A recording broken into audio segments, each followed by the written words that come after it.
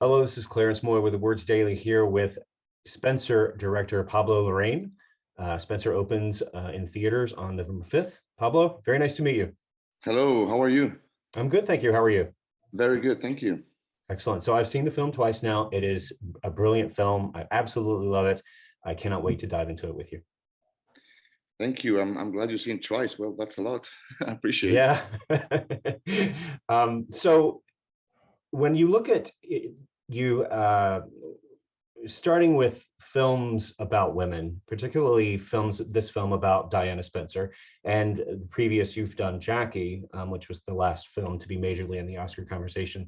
When you look back at those two films, what was it about those two women that inspired you to create those pieces of art?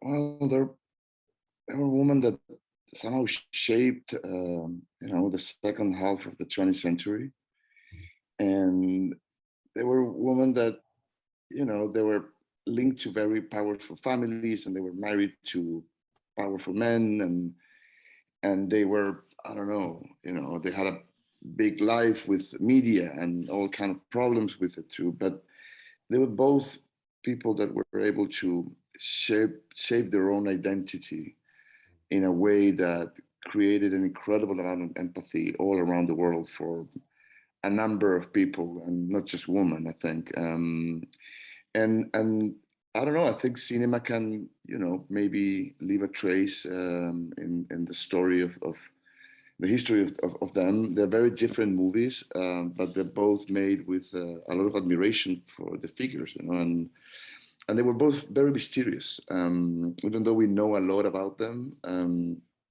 it's really hard to really understand who they were, and that is a good thing for cinema, because then the fiction can work. You've mentioned this a little bit already, but when you finish Spencer, you go back. I don't know if you took the opportunity to sort of rethink of, the film Jackie. Do you see parallels between the two characters that are portrayed in the film? There are parallels, of course. We mentioned some of them already, Mhm. but I think that the tone and the angle of the movie, it's different. I think that Jackie is a movie, I think, about memory and grief and somehow legacy, not Mhm. just JFK's legacy, but her her own legacy. And I think Spencer, it's a movie mostly about identity and motherhood. And I say this because I didn't really know that we were making a movie about motherhood until we were actually shooting it, and I discovered it while we made the movie, and it was an incredible sort of revelation, and that was thanks to the kids, to Mhm.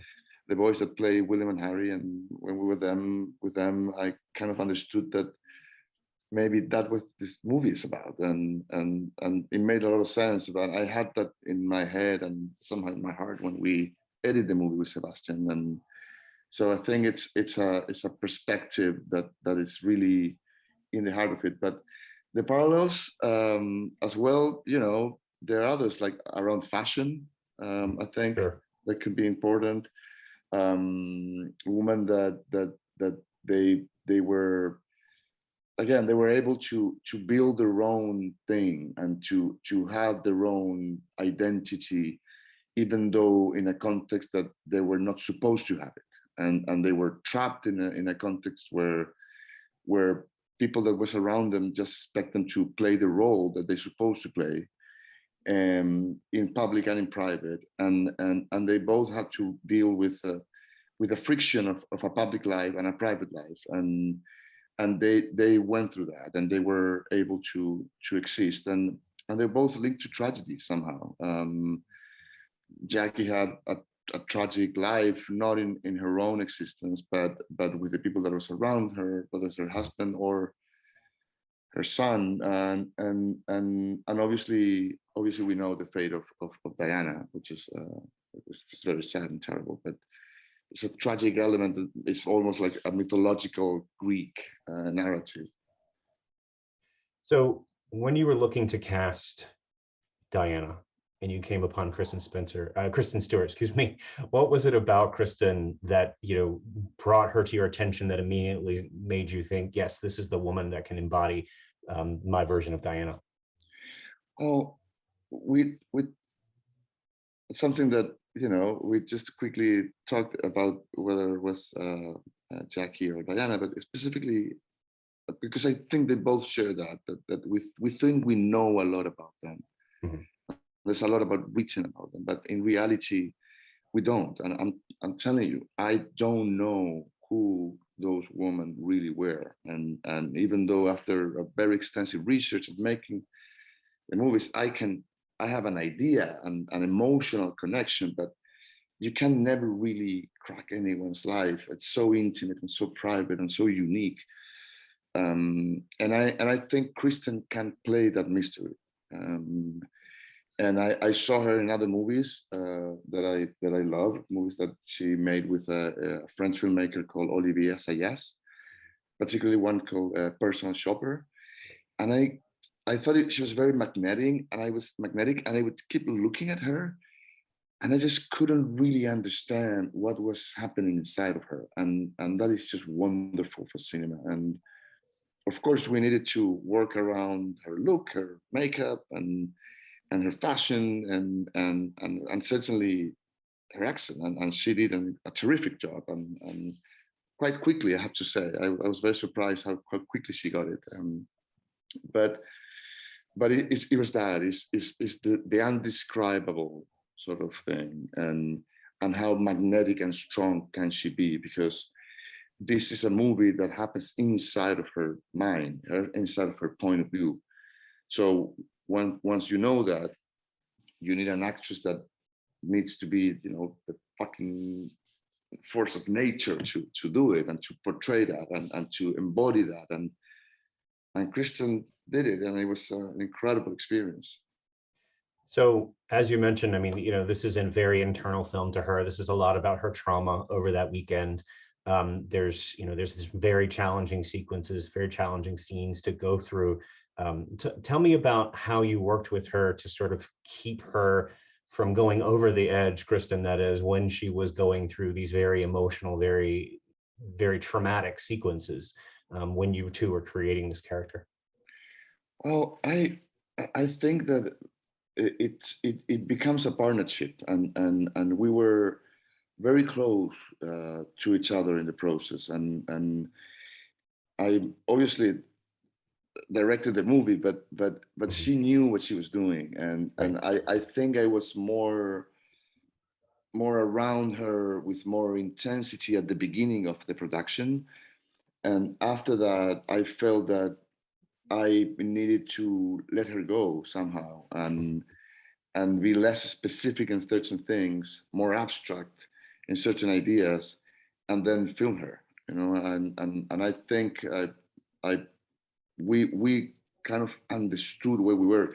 What was really challenging, besides what you're saying, is that a movie like this is never shot in order, right? So you're in the morning, you're doing one day scene 22, and then in the afternoon you're doing 94, and then the next. That's hard, because you have to drift from different moments of the film, and they have all different intentions and different contexts and different emotions to be played, and different actors come in, and so that was challenging, and that is my job, to understand where we are and what we're feeling, and what the audience needs to feel. But it was really her, and also what happens is that I'm a man, and I understand my limitations when I'm filming, a story of a woman.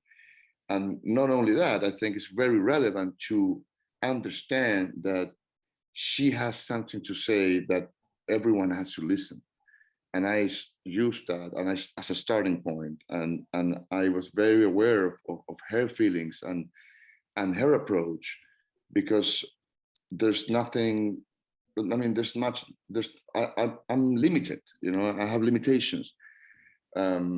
So I kind of let her work and do her thing, and of course we were together. But it's that process. It's a long one, and it's a slow one. It requires a lot of conversation, and it's I guess what we do.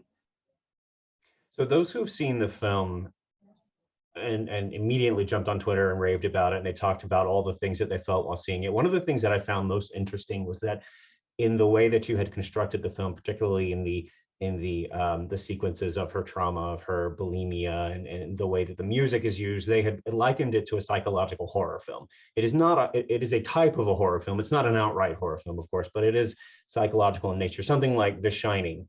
What do you think about that comparison? I it's nice. I mean, I I uh, I think that today in communications and press, the word visionary is overused, and that's a complicated thing.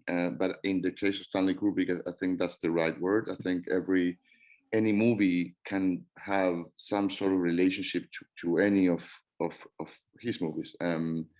So of course, The Shining something that I know by heart, but I didn't really look it up while we were making the movie.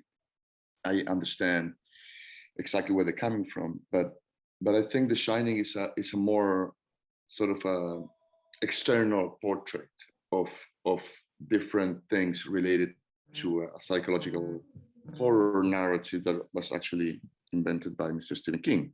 Right. I think what happens in Spence is that we are, from one point of the movie, we are only inside of her point of view all the time. And whatever she experiences becomes real for her and for the audience. So yeah, I understand some of those images and some of the feeling can lead to that idea, right? That it's a psychological terror. I like to think that it's a mental health crisis that creates visions and emotions that are related to panic and fear. And then, of course, we need to put things in boxes to understand them, to communicate them, and then we do that. But it's more for me there, and it's like psychological stress. And of course, that is what leads her to have an eating disorder. An eating disorder, it's a consequence of a mental situation related to mental health. So, but I think it's that, going back to your question, it's about being, and in her point of view, inhabiting her perspective. But once you are so close, so inside of her perspective, then whatever she experienced can be terrific at some point. I'm very interested too in your collaboration with Johnny Greenwood on this amazing score. I mean, the score is prevalent throughout the entire film. Talk to me about working with him and coming up with the sound that you wanted for the film. Well, first of all, I'm a big fan of his work. First, obviously in the band, but as a composer, mostly in the movies that I made with Paul Thomas Anderson. He just brings something that it's so unique to him. And it's beautiful to work with an artist that can create things that can be used and can work so well with picture, and specifically in this movie. But at the same time, he has a label, right? It's him, and it's the sound and how it's composed. So yeah, we talked a lot, and he and exchange emails and voice messages and things, but mostly I think it's what is incredible and wonderful is how he combined the Baroque sort of style of composition that is kind of, you could feel that is right and organic for a royal family context, right? Right. With jazz, and that makes what makes it really particular and very interesting, because the jazz is a very free art form, right? It's a very free structure of music, connects to and mixed with the Baroque that is so structured, right? It follows very specific rules of a period, of a time, of a composition and instrumentation. And he was able to mix them in a way that helped us to, for example, to create this psychological stress that we were just discussing. And I think that music in cinema can be very beautiful, and I'm just grateful that he actually collaborated with us and and took the movie into a tone and atmosphere that I can't explain it, because it's music and it's an emotion, but it took it to the right place, I think. There's something that becomes very internal, and at some point you are obviously listening to the music, but you don't understand exactly what you're feeling, and that is so interesting and so beautiful, because I work really hard to try to do things that are hard to describe, and that might sound pretentious, but I see it in a way that as soon as you can describe something so quickly, then it's something that I am not sure that it's what I want. You know, there's something in Hollywood that they say that you have to be able to explain the movie in 2 minutes, right? I completely disagree with that. I have no idea who invented that, but it's just a horrible advice. You might take a life to explain something, because sometimes cinema is there to make you feel something, and emotions sometimes aren't really describable with words. Right. I mean, if you were to break down Spencer, I mean, you would say something like, you know, it's Princess Diana over a Christmas weekend in Sandringham, but it's so much more than that. I mean, you couldn't explain everything that the film does within a 2-minute pitch. There's no way. Yeah, well, I can tell you that it's a weekend over Christmas in early 90s, where she decides to leave the royal family and be a single mom and find her identity. There you go, 1 minute. Right. But if you see the movie really isn't just that. The movie, it's about how a woman or a person is processing that, which is more interesting than what I just told you, I think. And it's about that process and how she goes through that, what makes this as a possible cinematic work, I think. And that's what we're aiming, and yeah. So, closing question for you. You've done Jackie, you've got Spencer. Is there a third figure that you would like to make into a film to have a trilogy of modern America or modern international women? Who do you think it should be? You know, I thought about this question. How would I answer this question? And I wonder if in 10, 15 years, you could make something about Hillary Clinton. There you go. Okay. Interesting. So I'll talk to you in 10, 15 years and we can. All right. I hope I'll be around. Well, thank you so much, Pablo. Thank I you. really, again, love the film. Thank you so much. A pleasure. Take care. You too. Bye.